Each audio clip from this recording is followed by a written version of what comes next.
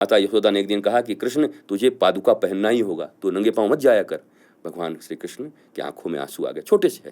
बोले मैया मैं जाऊंगो तो पादुका पहरूंगो, पर पहले हमारी जो 9 लाख गैयाएं हैं ना, तो 36 लाख इनकी पादुका बनवा दे, 4-4 पैर इनके हैं, फिर कृष्ण पहिरे। वाह, यहाँ से पहले हम ना पहनेंगे, हमारी गैया पैदल रहेंगी और मैं गोपाल कहलाता हूँ और मैं खड़ाऊँ पहन के घूमूंगा। माँ रो पड़ी यशोदा, अरे कृष्ण तो इतना गौ से प्रेम करता है। बोला हमारो नाम गोपाल है मैया, हम गोपालन के लिए आए।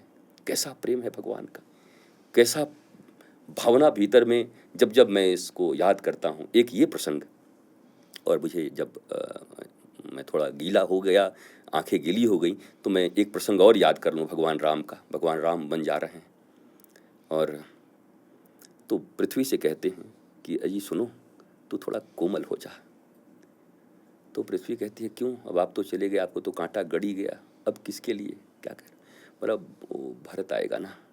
तो बोला भरत आपसे भी कोमल हैं क्या, आप संपूर्ण चराचर जगत के मालिक हैं, कोमल राम है। अरे जानकी जी भी जब आपका पाँव दबाती थी तो संकोच से अपने हाथ को पाँव में लगाती थी, क्योंकि आपके चरण कमल जानकी जी के हस्त कमल से भी मुलायम थे।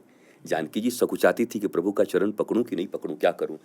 आप इस कांटे में चले गए और भरत आपसे ज़्यादा कोमल है क्या। बोला नहीं वो बात नहीं है। फिर बोला भरत जब आएगा और एक भी कांटा उसको गड़ गया तो उसके प्राण निकल जाएंगे कि मेरे भैया को भी ये कांटा गड़ा होगा, वो जिंदा नहीं रह पाएगा, इसलिए तुम मखमल बना दो ताकि भरत के प्राण न चले जाएं।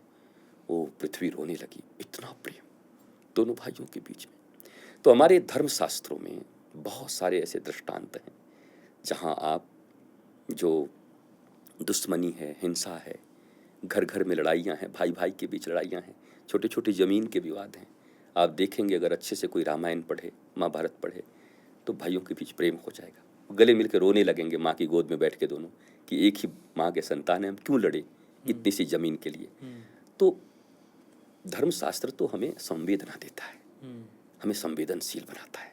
धर्मशास्त्र हमें सजल, सरल, सबल सब बनाता है। जो सजल है ना, जिनके नयनों में जल है, वो सबल भी हैं। ऐसा मत समझना कि जिनके नयन में जल हैं, संवेदनशील हैं, तो सबल नहीं होंगे। भगवान राम रोते भी हैं, कृष्ण रोते भी हैं गोपियों के लिए, पर फिर बलवान कितने हैं। फिर जब खड़े हो जाते हैं तो अग्नि पी लें, फिर बड़े बड़े कन, एक मुट्ठी कंस को मार दें तो छाती फट जाए, कंस की बिदर न हो जाए, पर वही इतने कोमल हैं कि मक्खन से भी ज़्यादा कोमल हैं ठाकुर जी। तो दोनों की पराकाष्ठा है भगवान। और वास्तव में धर्म को जो मानता है, धर्म की रक्षा के लिए वो कठोर भी है, और धर्म पालन करते समय उससे ज़्यादा कोमल भी कोई नहीं इस दुनिया में। वो सबके लिए एक है।